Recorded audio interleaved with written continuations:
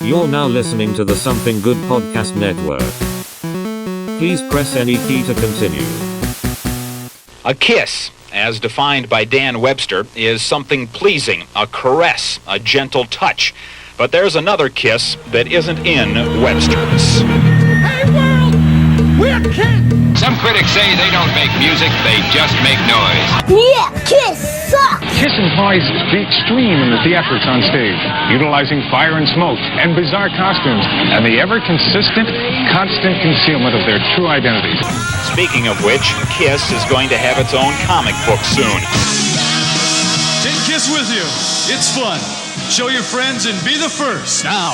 Oh my God, no time to turn! And welcome once again to No Time to Turn, a Kiss Nerd podcast. Nerds. It's becoming evident to me that maybe I'm not a Kiss nerd. Why?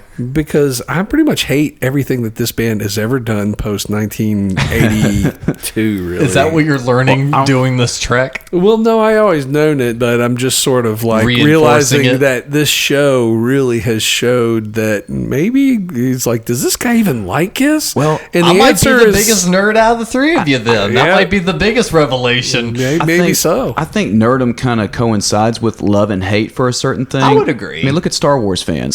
Oh my God! I only like 3 movies. I try not to look at Star Wars fans. every Star Wars, at least me as a Star Wars fan that's loved the franchise for so long, since like I was 8 years old, only likes 3 movies.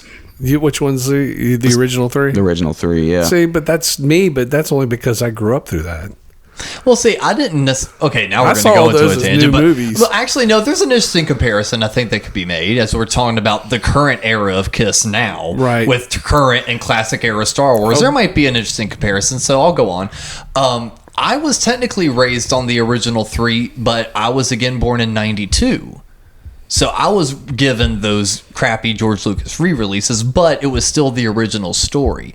But I didn't grow up in the 70s with the hype around it. So it's I didn't either. Exactly. So I find it very interesting that, like, with Cap and I, we grew up with those classic Star Wars films, and then sure, I may have been a little off-put by the prequel movies when they came out, but I still watched them. I still went to the theaters. Well, it's not unlike, with Kiss. There's a curiosity to everything that they do with guys like us, because they made something special with the original thing, and that's really the cornerstone which everything else is built. And that kind of goes into what I was talking about, I think, in the last episode, about how iconic and special Kiss were in the 70s, and how that stuff for the diehard Kiss nerd is unfuckwithable. Yeah. And that's the way the Star Wars nerds feel about the original 3 movies. And when you start fucking with it, you're like, hey, what are you doing? And even though it's their thing, technically, it's just like George Lucas wanted to make it the special editions. You're like, what are you doing? Yeah, we liked them messed up. And when Kiss start replacing members, which we'll talk about on this episode. It's like, no, we like that fuck up. Leave it alone. What are you doing? We're like, Gene Simmons, George Lucas, how dare you fuck with my thing? Yeah, because it goes to show how personal it is to the individual, because it's and another Star Wars. Here's a Star Wars nerdism for you. What's in there? Only what you take with you. So, it's... Although I will say, Cap, in all fairness, it's not just Gene. We have learned throughout the years that Paul has been the silent, and I don't say this negatively, but he has been the silent manipulator through all this. You just say manipulator, you think evil. Yeah. Yes. I just threw Gene's name out there for whatever reason. I just thought to throw a name on there. But it's like, as time's gone on, you've kind of realized that Gene's been kind of like the goofy stepbrother in all of it. That's been just like, I want money. Whatever it takes, I want money. And Paul's been a little bit more of like the puppet master behind the scenes. So I found that interesting as time's gone on, that little piece of history's been uncovered. And you kind of see it throughout this era. Well, this era, you see Gene a lot on TV and just becoming a reality TV show kind of caricature of himself. Yeah. Outside of the band. Yeah, I would definitely agree with that. We might get into that here and there, but that was an interesting time period as a Kiss fan in the early 2000s, post Kiss Symphony. Yeah, he was showing up on stuff like MTV Cribs. MTV Cribs. He had a TV show on VH1 where he tried to teach little kids how to play. Yeah, rock band. school. When was that? I'm Because looking I that didn't one up even watch. actually. This was Because like that I don't know if that's really in the mid-2000s. Was it? Yeah. Is this in the time frame of when we were kind of, sorta, we're looking at? This was before the family reality show. This was in 2005. Okay. So a couple years away. Yeah. I was still kind of in my peak Kiss nerdom at that point. Yeah. But no, both of them were definitely getting in the picture some. Well, coming out of I guess the symphony was in what 2002, correct? Or was it 2003? 2003. Yeah. Early 2003. Okay, so after this or around that time, the band announced a co-headlining tour with Aerosmith. I was really jumping the gun on last episode because I did some research on this. What's funny is I've been kind of on an Aerosmith kick this week too, just kind of watching a lot of YouTube clips of them. So this will be interesting. Well, and by co-headlining, my first thought is on a co-headlining tour, they do the alternating headline switch. They didn't do that on this. And Aerosmith, I guess, apparently had a clause in the contract that said that Kiss had to have at least 3 original members. Because they'd already cycled Peter out once, but Ace is like, "We did a farewell tour. what are you guys Hey, talking Curly, about? what? We've done a farewell tour. I'm done." And of course, we talked about the entrance of Tommy Thayer into the group. Yes.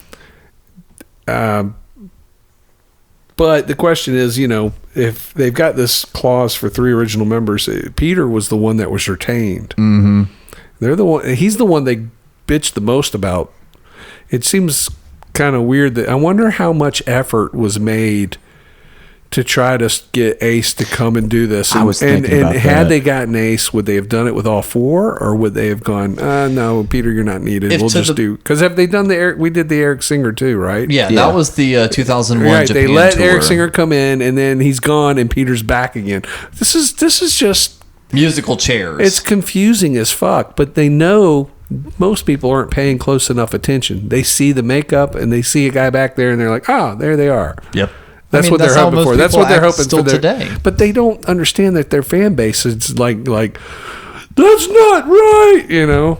I don't know, but I don't know if that's the vocal, majority at this point among Kiss fans. well, that's what we're going to see. That's the interesting thing. We're going to look at basically the decade of the early 2000s, the first. I don't know what they call that. the aughts. The aughts. Yeah. So Whatever. we're going to look at this basically. We're essentially a 7-year period here, I guess, on this show, because they get to where they're doing stuff sporadically. But this first thing is the Aerosmith tour. Peter Criss is in the band again because he has to be. Yeah. Yeah. And what was funny is you go, there's not a lot of promotion on this because Aerosmith was calling it one thing. Kiss was calling it the World Domination Tour. The Aerosmith is calling it Rockamus Maximus. Yeah. What the? That sucks. And they're That all is and that's terrible. the other thing that was confusing. It's like this doesn't have any cohesion to it, or doesn't feel like it in hindsight. I mean, it's not like they had 2 separate promotion companies. And then there was a radio station that was hosting a like a big launch radio event or something, like a big promotional thing where like both bands were, talking about the whole event. It was going to be like this 2-hour long radio special.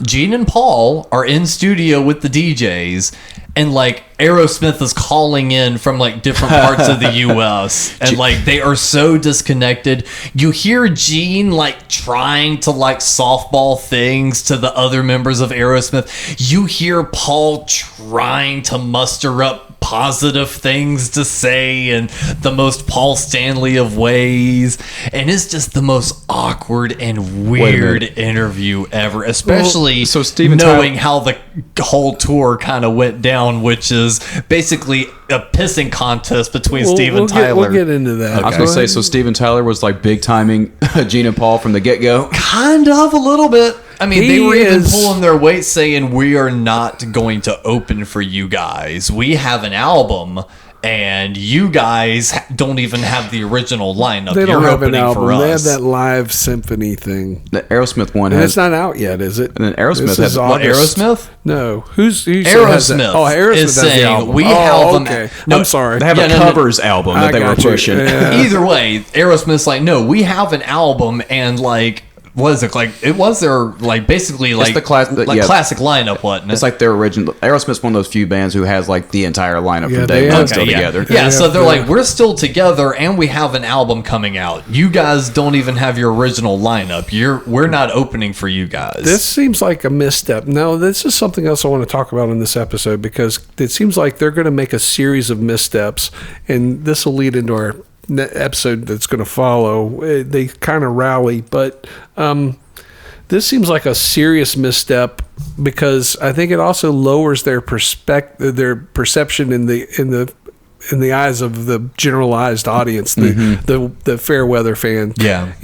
Because even though they're co-headlining, they play first, which is essentially still an opening slot. It Yeah. is. You can sugarcoat it however you want. But I would argue Aerosmith was way more famous than Kiss ever was. Probably, right? No. Even the 70s? No, I think that Aerosmith tapped into, for whatever reason, Aerosmith's music got plugged into the classic rock playlist. Yeah, but they were still that's putting on on every classic so-called AOR radio, whatever you want to call it.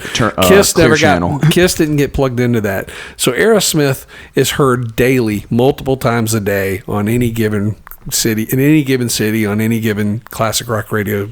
and new songs on like movie soundtracks and stuff too. They also sustained Commercial success. with new success. music. I mean, even in this era, I mean, as recently as 2000 or whatever, they did When Jaded came out. Jaded, yeah, 2001, I think. that was a big hit, and so I can see where they had the muscle to say, "No, motherfucker, we're the headliner," and rightly so. I mean, Kiss is a headlining draw. I mean, they've proven that coming out of even with the Psycho Circus tour not being as successful as the reunion tour, and then but the farewell tour picked right back up. and the again. farewell tour did pretty goddamn good, but that was also trading on the back that it was a quote unquote The farewell last time. and this is their first tour of the U.S. without this isn't part of the farewell tour, so it's just like Now, it's do a you confused- remember them announcing this tour? No, Really? I was tuned out.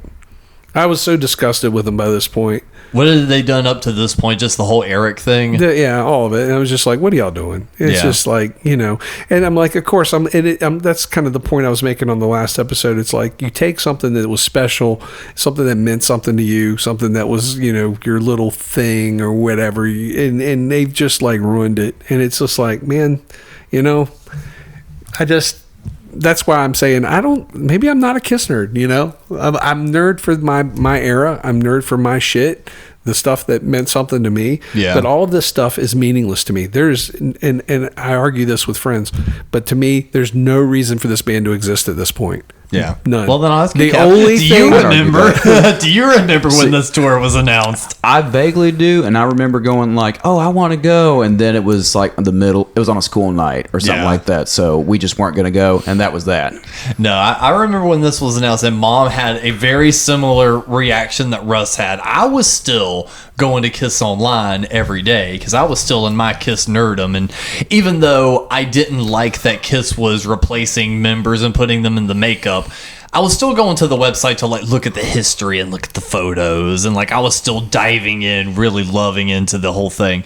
And I remember when they announced the tour on the website, and I was just like, oh, Mom, Kiss is touring again. She literally groaned. Yeah, I mean, but for a fair weather, just generalized rock and roll fan that maybe has 2 or 3 Aerosmith records or 2 or 3 Kiss records or whatever, this is a good idea on paper. You look at it and go, wow, this would be a fun night to go out and see some cool bands. Even though it's not the It's same a bit thing, false advertising, I but mean, both these bands are kind of past their prime at this point. The tour starts on August 2nd, 2003 in Hartford, Connecticut. Yes. On at least 2 dates of this tour, Joe Perry from Aerosmith joins Kiss on stage when they play Strutter. And he does it wearing Kiss boots. Yes, Paul I Stanley's do remember boots. this. And so that kind of shows that there seems to be a disconnect even within the Aerosmith ranks as to who does and does not perceive Kiss as cool or equal or, whatever. Obviously Joe Perry seems to dig it. Yeah, Joe Perry always seemed to have the cool, and Joe Perry's He's the cool guy in He's the Aerosmith. cool guy in Aerosmith. And even from what that I've understood is he kind of warmed up to it throughout the years. Like initially in the 70s, the whole camp was like, oh, fuck confused, these guys. But like as time went on and he actually met the guys, I mean, hell, then shortly after he shows up on Gene's solo album. So, I mean, it didn't take long for him to get hip with it. Well, he does it twice. I've got October 5th in Houston and then December 14th in Oklahoma City. So it seems utterly random. I don't know how they decide, oh, yeah, I'm going to do that. Yeah, I know. Or why he chose that song or if he chose that song if they didn't choose it for him. I heard some audio and it sounded pretty cool with the extra guitar going. You can genuinely hear the 3 guitars playing Strutter. It sounds pretty cool. Yeah.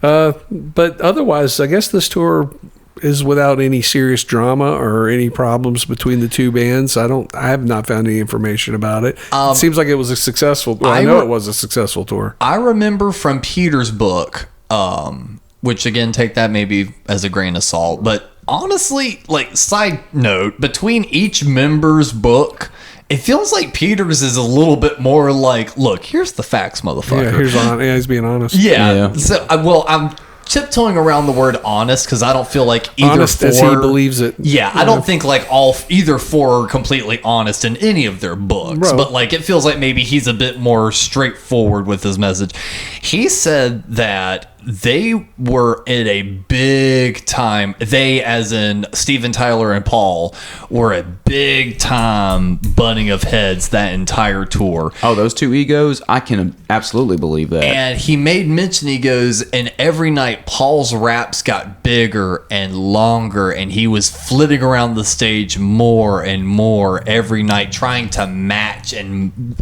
outdo Steven Tyler. I do remember him talking about this. And I did not look there's no reason. Plus, there was no like high def footage from the tour. A lot of it was just like fan shot from the thing.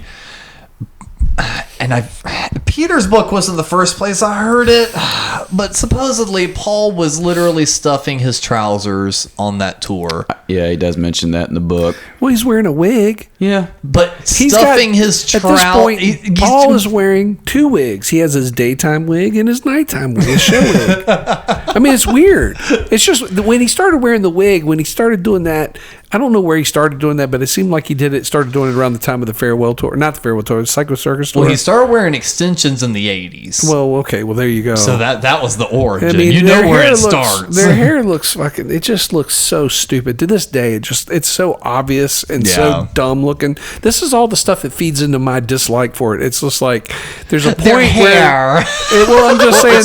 It's such a facade, too. It's just because it gets so convoluted. It's like, even though Kiss is by essence convoluted in their theatrics, it just gets like, it doubles down and starts getting even very Spinal Tap. With Steven, with Paul Stanley's trying to look crazy. Meanwhile, Steven Tyler's actually batshit crazy. Yeah, that's why you believe what he's selling. Maybe. I don't know. And then the weirdest thing I thought from this tour, because again, I've got a warehouse job with YouTube Premium, so I'll just pick a bootleg live show and just listen to the audio as I'm doing my work, just to hear the tightness of the set, hear Tommy's playing certain things so early on, how is Peter meshing? And then my ears perked up, and I ask anyone if they have soundboard recording, maybe post a like YouTube link or something. I couldn't find a soundboard, but I swear to God, Peter is singing to a different backing track for Beth. Yeah, there's some point that changed.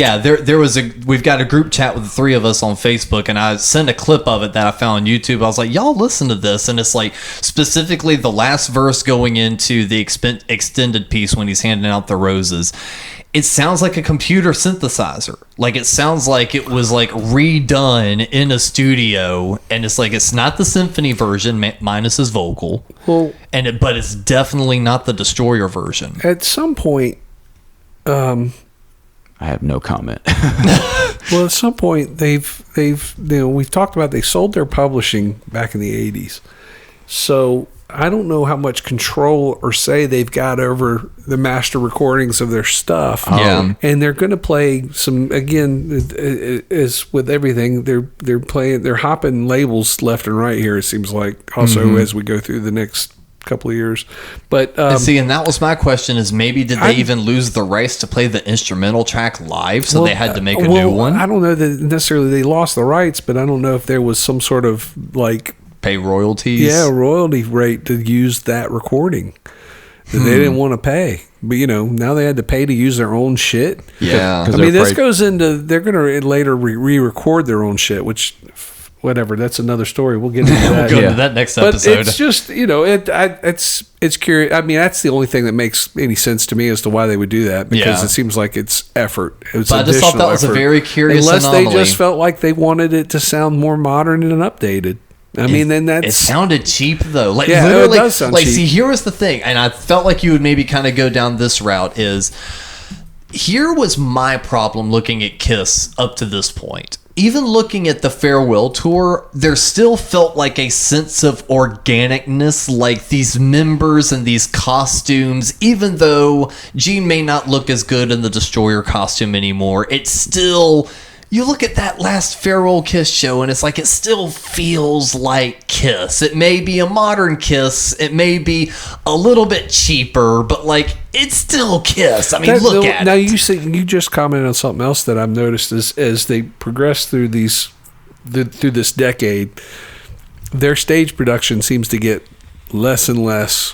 It does, Yeah. and now they've It's like reverted back to their Alive costumes. Is that what they're doing on this tour, on the Aerosmith tour? Yes. Okay. Because I thought that was because Gene's wearing that. It's not but it's similar. Yeah. Yeah, it's that kind of leathery outfit with the foamy spikes, and Tommy's wearing the diskies around his arms and all that stuff. So it's a very kind of like cheap looking costume.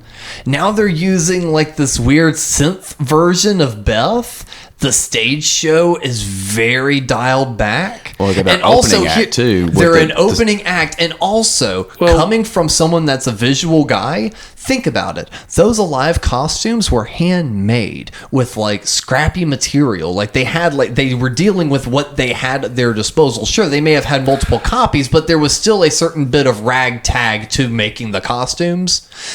These costumes were professionally made by like Morris Costume Standard places. Like, it's like higher than that. Well, you know what I mean. But like, it's such a upgrade that like the charm of like 3 years in them making up some costumes isn't there anymore. They're so precise. That was part of the appeal in its time, is there was a rawness to it. And it's funny because in 1975 a kid that liked Kiss also liked Aerosmith and vice versa, but by 1979 the kid that liked Aerosmith hated Kiss. And that's what made this kind of an unusual pairing, because it's like they've come back around or something. And they were this is what I do remember about this tour, is that they were selling it as Kiss was doing a full Kiss show with full bombast. And clearly that wasn't the case. They had a few bombs and sparklers, and Paul still did his little... No, actually, I don't think Paul even did his flying thing. Yeah, I'm not... I didn't even look at that. I don't know. I did notice that they did not touch the catwalk. I think they had a no catwalk clause. Oh, right. Because there was a long catwalk. So that got to be Aerosmith. So I think they had the note, because I was watching a few. I'm wondering, like, is Paul going to utilize that? Because I could so see Paul strutting down that thing, waving at folks, whipping the guitar behind his head. If he did it, they probably were going to get fined or something stupid, which is so ridiculous to me. But there's the famous story about Leonard Skinner opening for the Stones at the 76 Nebworth, and they got a catwalk. The stage is designed like the lips with the tongue, right? And the Rolling Stones. What does Skinner do towards like the end of the set? He Ronnie Van Zant grabs all the guys and is like, "Come on!" At the very end of Freebird on the guitar they solo. go walking down. The Leon Wilkinson, the bass player, his lead isn't long enough, so he starts stomping down, and he's like, "Whoop, can't go."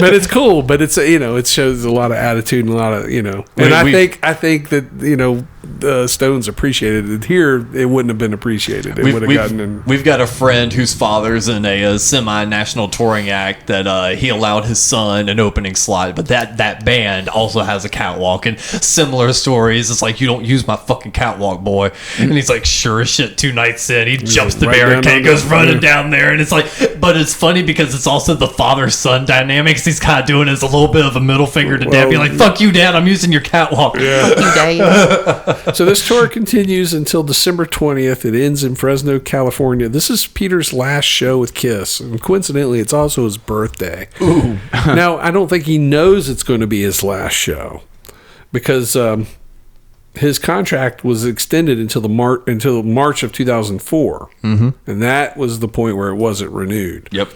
No, he did not quit. He was let go. He was well. His contract wasn't renewed. Yes, same difference. That's the co-headlining semantics, but I'm not anti-semantic. Yeah, co-headlining deal of this tour proved to be pretty successful because they ranked at number 7 as the seventh highest grossing tour of the year. And see, to me, that's kind of surprising. I was honestly shocked that really pulled. Well, I mean, it felt like Kiss shot their shot. It grossed $64 million, and I don't know how that got split, and who got what part of that pie. I don't know. I think part of it was the Aerosmith draw that drew the success. There's that's always going to be part of the deal. Who was the draw? And to me, it's like, it was a combo deal. I think, I don't think either one of those tours individually would have done as well. No, not at that time period. So it it's certainly one of the few helped. times those quote unquote tour headline shows actually was beneficial. Most of the time you hear about those being a wash. Somewhere in here after this, Paul gets his hip replaced. Yeah. This seems nature's way of saying, stop. Fucking stop. Stop. I mean, between that $1 million man and his fucking wigs, and it's just, Johnny Ramone once made a comment. He said that there should be a mandatory retirement age for rock and roll. Like, you shouldn't be doing it when you're like 50 or something. And I can think of like a handful of people that could break that rule and get away with it, but there's not many. We're talking about Keith Morris is one of those that can get away with it today still. Yeah, there's a handful. Obviously, Iggy. Yeah. I think Iggy can do it as long as he wants to, man. Just get up there. But Peter's tenure in Kiss has permanently ended as of March 2004, and of course Eric Singer returns, and they embark on another summer tour. Is this the one? So if the Aerosmith tour was 2003, in summer of 2004 they go on a tour Rock the Nation with Poison. I was about opening. to ask. Yeah, this one was the one that had a lot of Kiss fans my age going, what? This is where they kind of start getting lumped in with the hair metal audience, even post makeup. This should tell you a lot. This tour, it opens on June 10th in can't even speak. June 10th, 2004 in San Antonio, Texas, and it extends for 58 shows. What year? 2004, isn't it? Is this Rock the Nation? Mm-hmm. Rock the Nation was a DVD. Wasn't that a DVD? Well, this was also a tour, but I'm seeing it in. It does start in Texas, but it starts in Selma.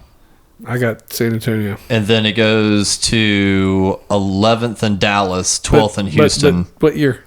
2004. Yeah, that's what I said. Yeah. Anyway, this tour reportedly only grossed $8 million. That's to the $64 million a year before with Aerosmith. Yeah. Wow. Is this because of it was Poison and not Aerosmith this go around, or it's Kiss just is not. I think there's a bit of a backlash against them playing musical chairs with the members. I will note though, I think it's the fact that Poison's looked at as a has-been. So I remember there's this one particular radio show I used to listen to every day after school. That would talk about Kiss a lot. They would say, like, follow our homepage at kissonline.com. And they would talk about, how much they were not looking forward to this Poison tour that they were doing, and kind of like just really just shitting on them. Really? For it. Yeah, they were kind of, so the backlash was real. Something to note though is they were kind of changing up the set list a good bit on this tour. Not every show was the same, and they were kind of changing up songs, throwing ones on. Like sometimes you'd hear Christine 16, sometimes it wouldn't. Like here's just a random set list I pulled. Opens with Love Gun. It's a bad opener. I saw them do that in '88. Really? Yeah. But we talked about that. Love Gun, Deuce, Making Love, Dr. Love, All the love. Lick It Up, Got to Choose, War Machine, Parasite, I Want You, I Love It Loud, 100,000 Years, Unholy, Shout It Out Loud, I Was Made for Loving You, Detroit Rock City, God Gave Rock and Roll to You, and of course, Rock and Roll All Night. Well, and that's just one of them. But Like it does change up a lot. Why they're doing that is because I'm sure Tommy Thayer's coming in gung ho, going, and to their credit, Tommy Thayer and Eric Singer were both Kiss fans. Yeah. And solid players. Like I watched some of this footage, and but they don't have the same. It really alters the feel of the band in a great way. Oh yeah, and I by understand the time they reached you can Nashville, say, they did "I Stole Your Love." Sorry, I love that song. Yeah, I do too. But I 2 dates of this tour: July 25th and 26th. I think is it 25th and 26th or 24th and 25th. 24th and 25th. Okay, Washington D.C. and Virginia Beach. And they're professionally recorded, videotaped for a DVD release, which will appear the following year. Here you get to see them play these older songs that they don't play. They're kind of like pulling stuff out, and I think that's the choose, for instance. And I think that's a way to kind of it's like a bargaining chip they have. Yeah, with their own fan base, they're pulling out these deep cut songs that they know the fan base love. Yeah, because they only do this now when they do their Kiss Cruise thing, which to me is like they don't understand that. I don't know. It always bothered me that they don't play these songs, and they always stick to these like 5 standards: Calling Dr. Love, Lick It Up, Love Gun, Detroit Rock City, with no other deep cuts. I finally understood it. I was exactly in that spot, and then I even agree with the whole like why do it only on the cruise. I mean, especially because think about it. The only reason I was able to go on that cruise last year is because of the artist I was working with was playing it, and he wanted me there to film. Otherwise, I could not afford that thing. It is ridiculously priced. So you mean to tell me I have to pay so much money to go hang out on a boat with a bunch of other Kiss fans just to hear them play rare songs? Not every Kiss fan can afford that. Put it in your set. But then it actually slowly dawned on me. And exactly as you've said before in so many words, one, they don't care about the main fan, the deep cut fan they're coming out there for, because they're reaching the people that are like, oh, that's that band with the bombs and the makeup, right? Oh yeah, I think my dad had a record of theirs and his back catalog. Yeah, let's go see those guys. The ones that don't care that Paul is singing to a track. The ones that don't care that they're not playing deep cuts. Oh wow, Dad, guess what? I went and saw Kiss the other night. Right. They played that Shout It Out Loud song, and I know that. I get it. And this all adds to what I see as the decline of the band overall, because that mindset now extends out to their fan base. Slowly, it's like the more they double down on doing not good shit, the more the fan base seems to settle for it and go, well, but at least they're still out there and I can go see them. And they're still good. And I'm not justifying well, yeah, they're good, I'm just but saying that point Kiss of view. Good is mediocre. And Kiss was never mediocre. This is my argument as to why it just said, they have no reason to exist. But anyway, I mean, what does Farewell Tour even mean?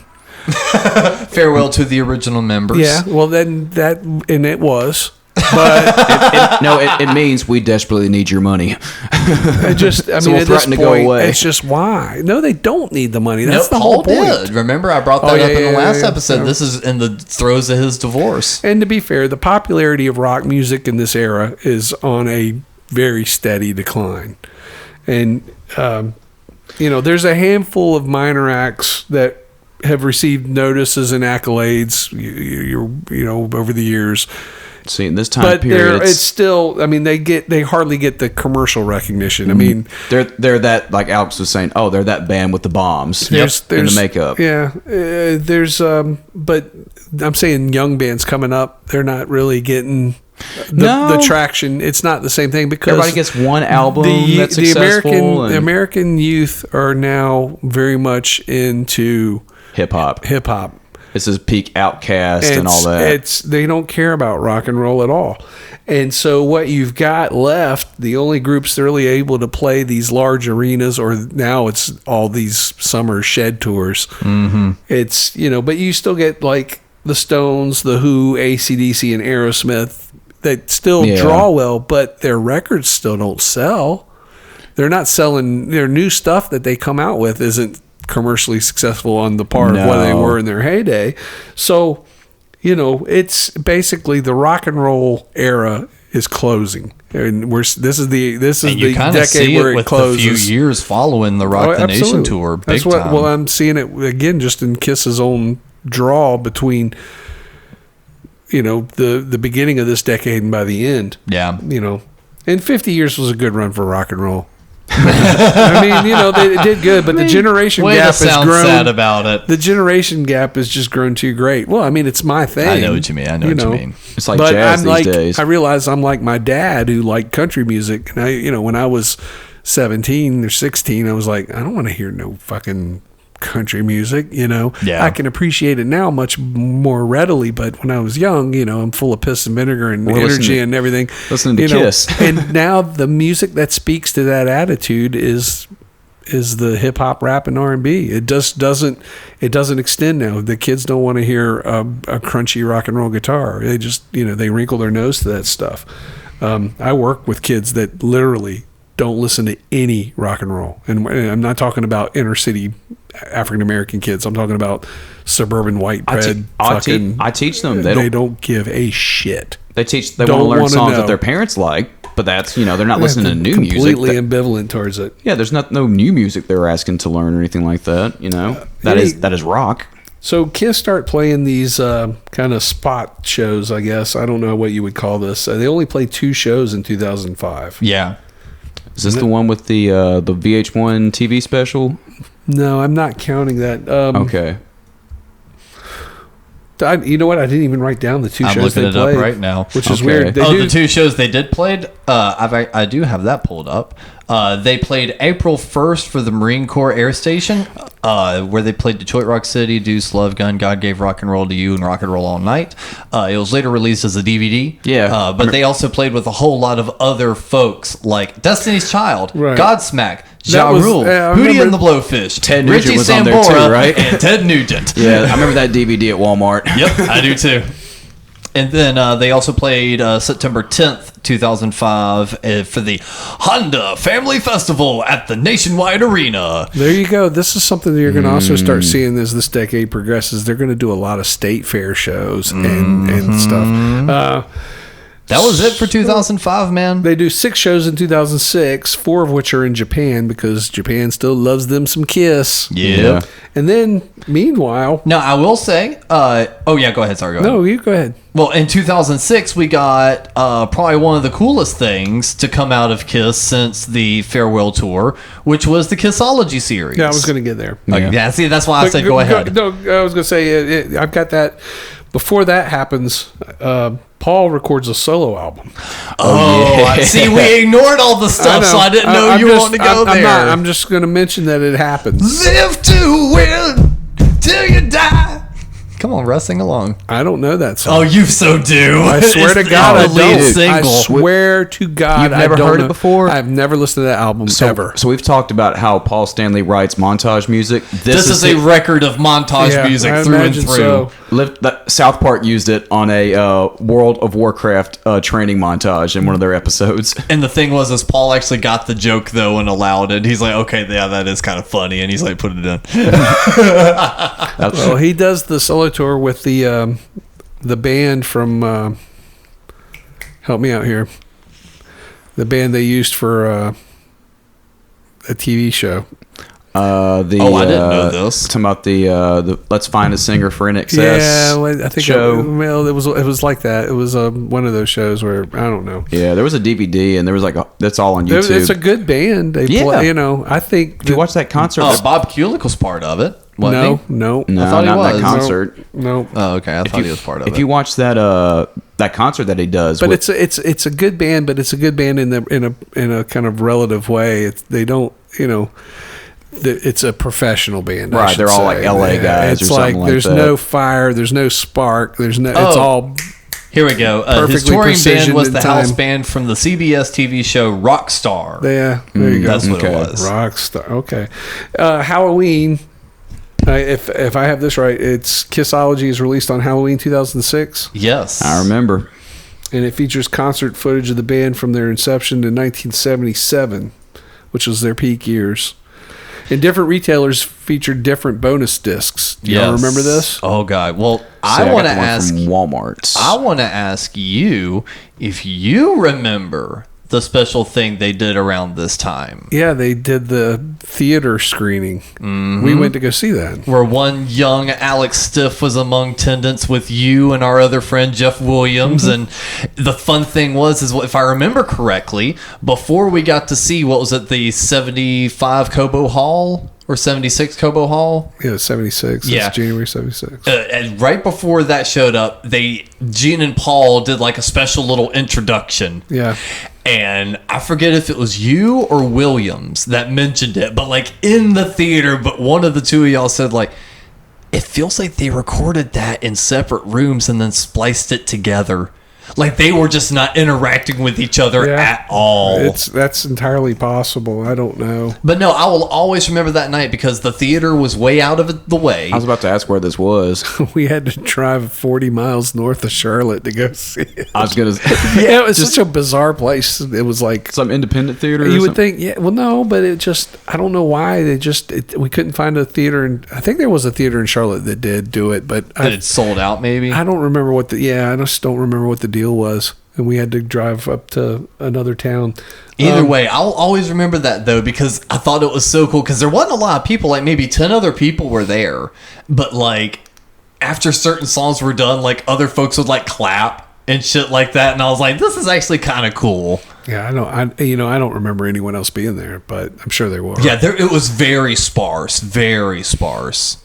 Those things are special one-off events. I've done that before. I went to see a couple of years before that. The Who re-released the Live at Isle of Wight DVD. I got And a they copy showed of that too. on the big screen. And when we went to that, they gave us a poster and a copy of the DVD for free. Oh, that's fucking cool. I went to go see the Stooges movie when it came out, and I was the only one in the theater. Right, The one that was on Amazon. the Gimme Shelter, Yeah, or Gimme Gimme Danger, Danger. Gimme Shelter, Gimme Danger, and I went to see that in the theater, and I saw the movie poster, and I went up to somebody who was like, what do y'all do with the posters when they get done? You know, he's like, oh, well, I don't know, blah, blah, blah. Whatever they said, I took it as a no. I'm the only one in the theater, right? Halfway through the movie, this woman comes in, and she's got the poster rolled up, and she goes, this is for you. Nice. Oh, that's great. And I was just like, I was sitting there by myself in an empty theater watching this movie going, this is the best night I've ever had in my life. Now, I will ask real quick. Now, we don't have to run through each of the Kissologies because they release one sequentially each I only year. bought one. Well, they actually released two in before 2007. let's but- talk about the bonus disc real quick on the first one. Okay. Just to note them, the bonus disc, depending on where you bought it. Best Buy, you got the January 25th, 1976 Cobo show, which is what we saw in the theater. Yeah. At Walmart, you got a December 20th Capitol Center Largo 1977, basically, yeah, the Live 2. And that's the one I wanted because the And Live 2 was my all favorite. the other retailers, you got the February 18th, 77 Madison Square Garden show. And that's a really good show, by the way. Yeah. I had that on videotape, and I decided back. This shows you just how much the disconnect has been in this time since. I was like, well, I've already got that on videotape. I got that on VHS. I don't need that. So I didn't get. I went and got the. I guess I got the Best Buy one. I think that's no. I don't even remember. So Largo I was have on the no Best. idea which one I have. See, mine had the Winterland. Well, yeah, but that's I'm saying the bonus disc. Oh, okay. The bonus disc had a different show, so there was each. Depending where you got it, you got an extra show. It's not even the full show. No. Right.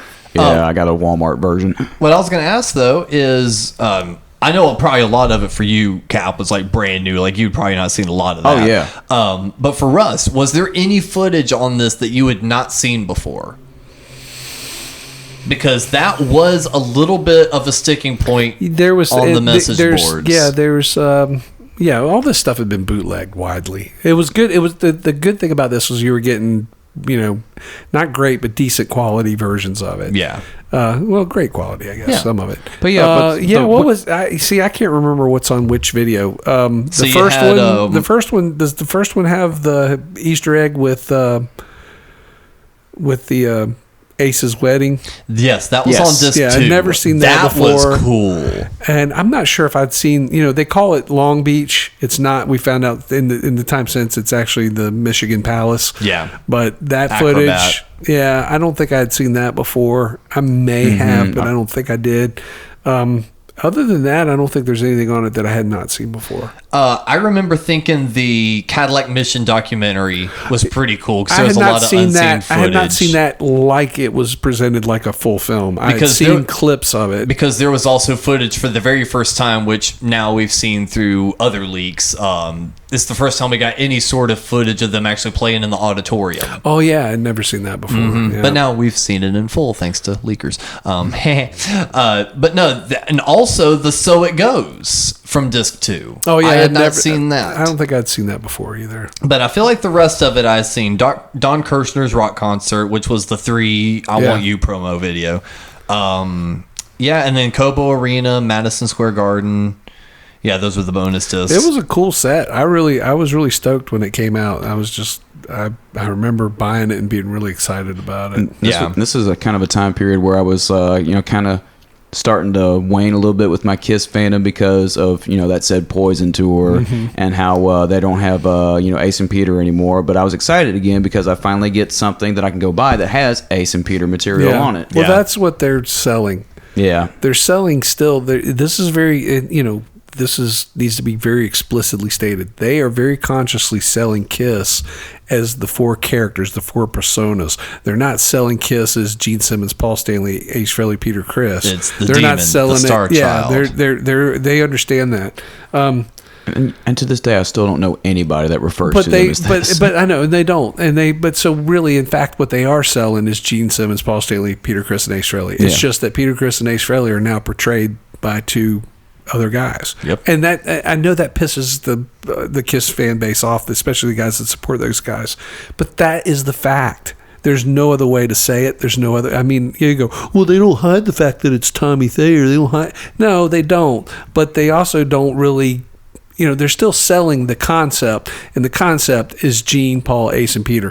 It's like a Beatles tribute band. It would be the Beatles going out now with the 2 surviving guys, Ringo and Paul, and if they went out and had a John Lennon lookalike and a George Harrison lookalike. That's exactly what this is. And if they did that, people would lose their goddamn minds. But Kiss fans are so willing to stoop as low as Kiss is willing to take them.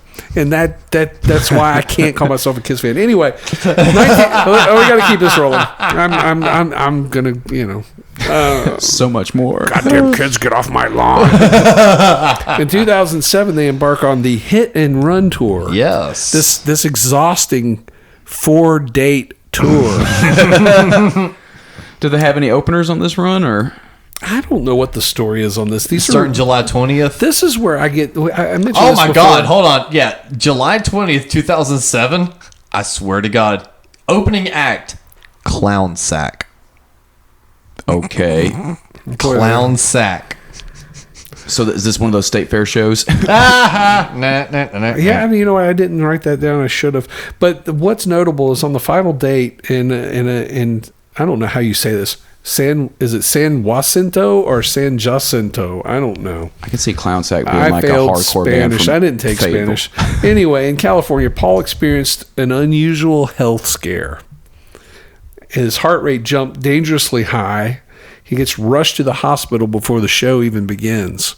I guess it's not a heart attack, but it's a rapid heartbeat. Just an irregular. I don't know what the story is there, but rather than cancel, the group play as a trio. I remember this. It was featured on Gene Simmons' Family Jewels. So think about it. You got to see Kiss with only one original member. It was the Gene Simmons Band. And it was the Gene Simmons show. But there's speculation that this was the beginning of Paul's failing and faltering voice issues. I could see that, especially after That like have plagued him ever operations. since. You made some comment to me, Alex, once about this is not an unusual occurrence that people that have heart issues start having vocal problems.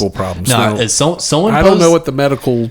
Someone posted on the FAQ because someone actually asked the very question. I'm glad someone asked you, like almost probably a year ago, because I knew we were going to get to this point in our show, which was someone asked the question, what year did Paul start losing his voice dramatically? Not just the random... Because it does fall quick. Yeah. Yes, because during the farewell, there may be a little bit of a pitchy miss here and there, but that's to be expected. Right, Whatever. sure. It wasn't bad. All of a sudden, it took a nosedive. Oh, it went bad. Yes. And so, weaving through, some of the people being like, 1982, shit like that. Right. Someone came in with like a legit response and said the specific heart problem he had can affect vocal cords if not treated correctget. And I just... Well, apparently it was treated correctly and it still affected his vocal It still cords. took a jump off a Again, cliff. And it has to do with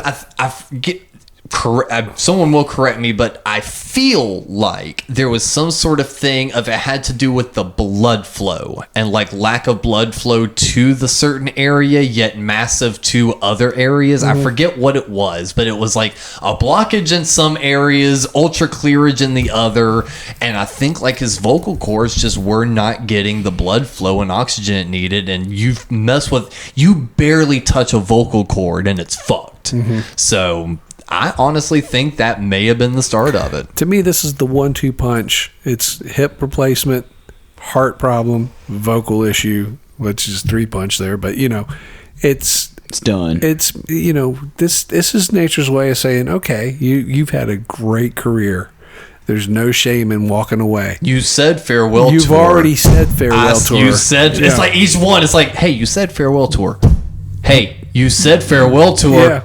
Hey, you said farewell tour. But instead, in 2008, they embark on the Alive 35 World Tour, which is really this is weird because this is really 2 tours spread across 2 years. Yeah, it's really bizarre because they're not pushing any new product. The only thing they're putting out in this era is the Kissology videos. Yep. And they changed their costumes. And I think around this time, I don't know what year they put out the M&Ms. I always joke the M&Ms were the last thing that they that put was out. around Sonic Boom. That was the only thing that they put out that I've enjoyed. Then they have the like a more scaled back show like we were talking about too. Yeah, every tour seems more and more scaled back and just slim. Like it's just they're really going through the motion. Now, the first half of this Alive 35 thing, it's 39 shows. It starts in They couldn't do 35 shows? Well, this isn't all one thing. There's 39 shows here in 2008. Starts March 16th in Melbourne, Australia. But most of the shows are in Europe. They play 4 dates in North America, including appearance at the annual Sturgis Bike Rally. Woo! And everything else is in smaller venues with scaled back production. I think, isn't this the one where they did the one in Las Vegas where they had like basically just a back line? I think you're right. They the even one that came out as the DVD. Kinda, I don't think they were. No. Okay, I'm thinking something different. No. They played in Las slow Vegas. your roll, man. They played in Las Vegas with nothing but a back line. I don't think they had they may have had a Kiss sign. I don't think so because I can remember seeing a picture of the stage set up for that. So this is kind of like their shed act. They're a shed act right now, right? Yeah, but they're playing like at a casino in Las Vegas. It's like a theater for with 2,500 seats or something. Yeah, this is the logistics of doing a full Kiss show in there would have been probably not good anyway. But so my understanding is it's like they're using house lights and it's just their backlines, just some amps and the drums, and they come out, and they sold it as like, oh, we're stripping down and getting back to our roots, which is seems like a cheap ploy. I see one for Las Vegas 2,000 seater sold out. Yeah, I'm sure it's sold out. Yeah. Yeah, 2,000 But seats, 2,000 though. seats, I mean, that's about the best they can probably really hope for. They're playing the around this same point. rooms that 2007 And I'm Blue Oyster pointing out, Cult. I want to point this out because I mean, there are kind of, like you were saying, the popularity of rock is declining. It's declining, and to their credit, they will rally. But we'll get to that in the next episode. Now, I do want to note something really interesting though, and I looked it up just to make sure I wasn't like dreaming it. They're touring the Alive 35, and if you look at the set list, they're playing the Alive album front to back. Why the hell are they in their Destroyer costumes? You're asking questions about logic and reason. Yeah, that doesn't fly with this band anymore. Why the hell are they touring with two imposter guys? Like they just why the hell? No, the question. But stop. they just had the Alive costumes. Stop. Time out. The question isn't why the hell are they wearing the question is why the hell are they touring? Period. And I will also note that in 2000, what were we in 2008? Yeah, in 2008 they started out with those costumes, but as the Alive 35 tour continued on in 2009, before we get to the next episode, well, we're gonna finish. They this. already swapped costumes. Yeah, I don't know. Into what would be the Sonic Boom costumes. Yeah. But it's still under the Alive 35 tour. So is Clown Sack still opening up for them on these runs, or who's are they hiring locals? I want to note also that to boot, as far as this imposter logic goes, and again, I get it. I'm not down on Tommy Thayer. I'm sure Tommy Thayer's a cool guy. I'm sure Eric Singer's a cool guy. Whatever. They got two of the coolest jobs in the world. They got as a Kiss fan, you got offered that spot. You probably would bunny hop right into it. Of course. But what is Eric Carr doing? He's singing. Or Eric Singer. Excuse me. He's singing Beth. He's singing Peter Criss's signature song. Not yet. Is he? I think he is by this point.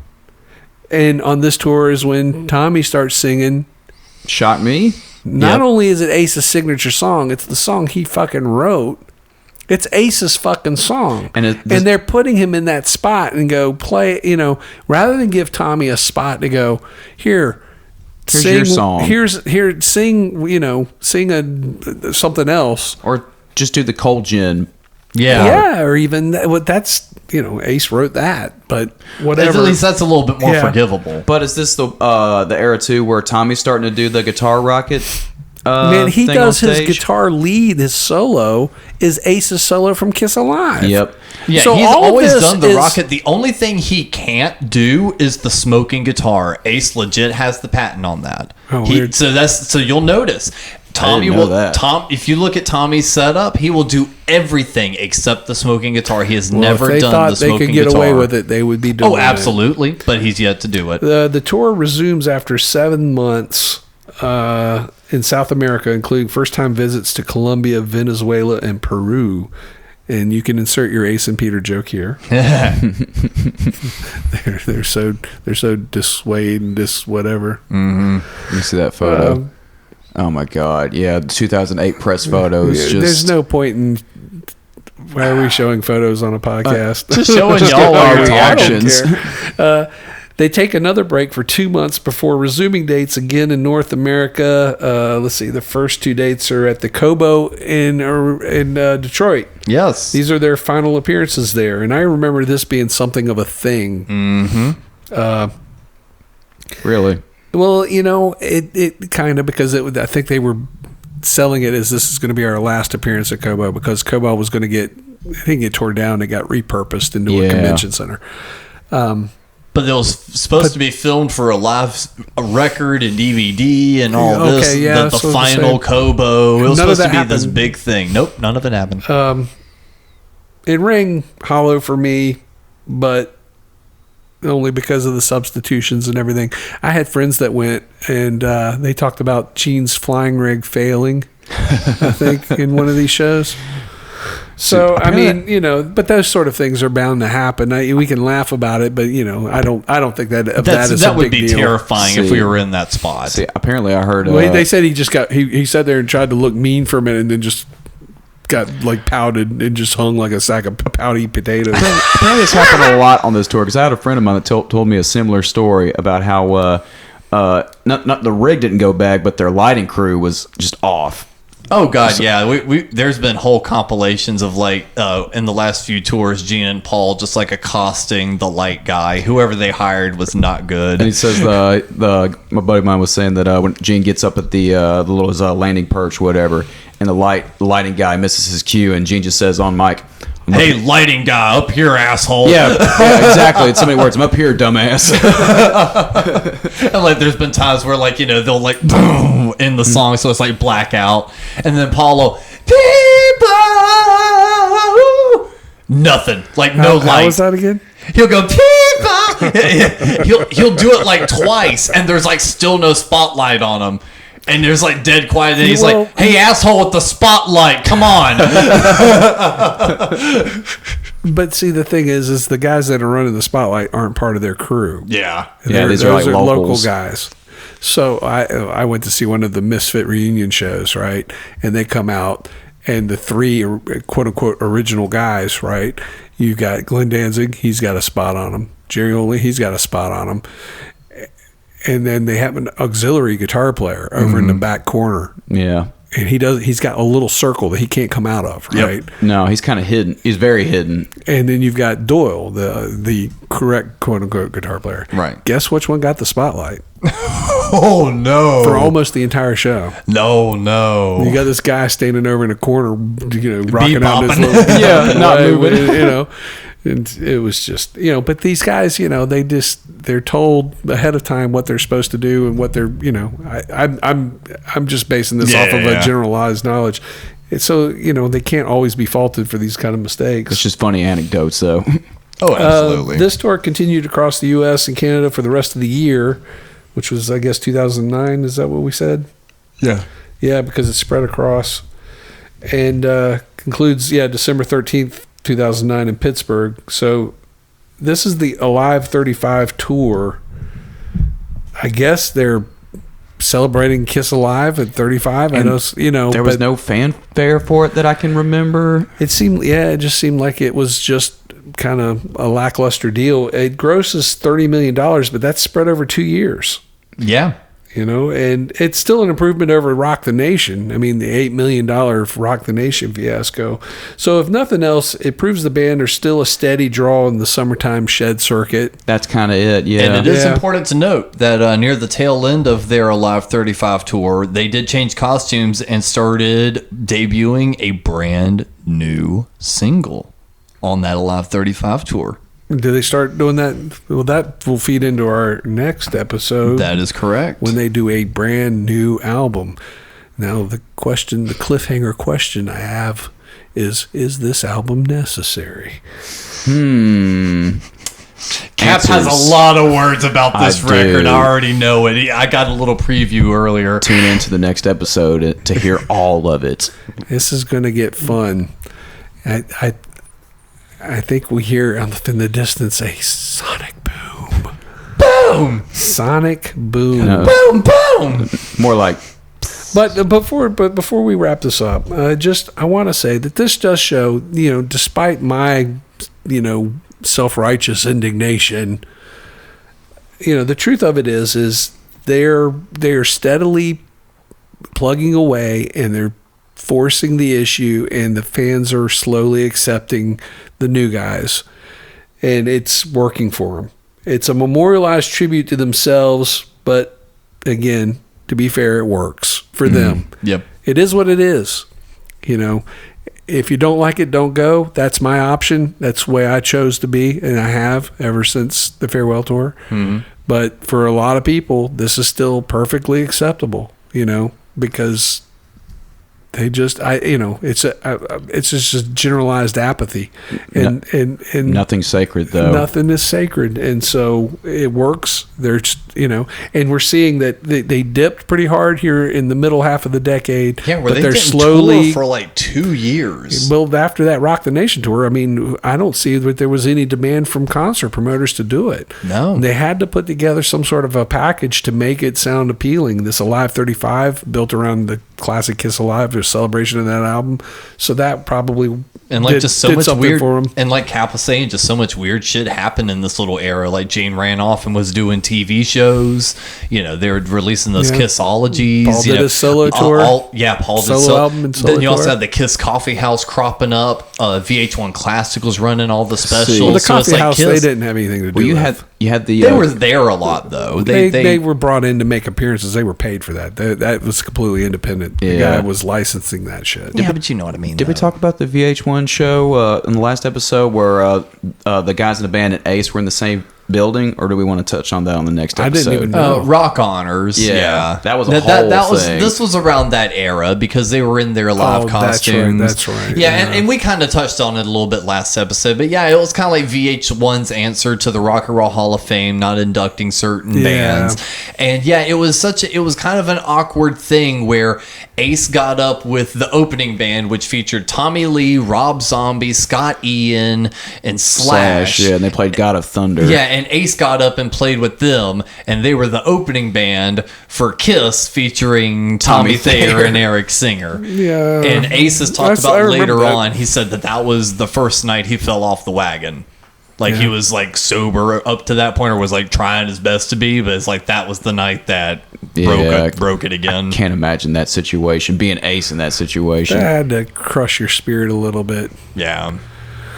Well, So that was still just a bunch of Speaking weird of- shit happening in this era. speaking of getting your spirit crushed, they're going to make a new album. And again, So hopefully you guys will all stay tuned as we discuss all things Sonic Boom. boo. On the next episode of No Time to Turn. We'll see you then. Thank you for listening. Please insert another coin by supporting the show for as little as $1 a month at patreon.com/somethinggoodnetwork.